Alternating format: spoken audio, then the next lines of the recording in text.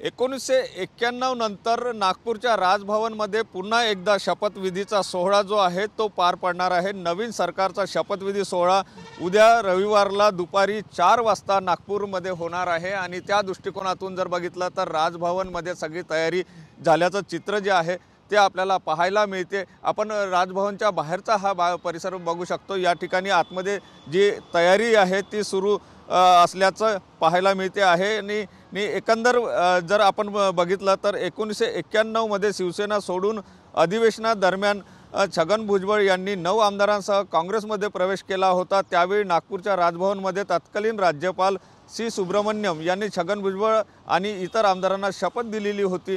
त्यानंतर या नागपूरच्या अधिवेशनामध्ये आता या नवीन महायुतीच्या सरकारच्या मंत्र्यांचा शपथविधी सोहळा जो आहे तो या ठिकाणी पार पडणार आहे आणि त्या दृष्टिकोनातून तयारी झाल्याचं चित्र आपल्याला पाहायला मिळते। कॅमेरामन विशालसह सुनील ढगे, TV9 मराठी, नागपूर।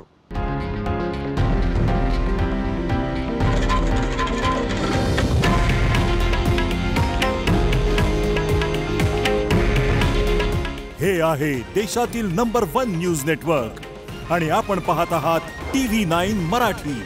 काळजी तुमची, हित महाराष्ट्राचं।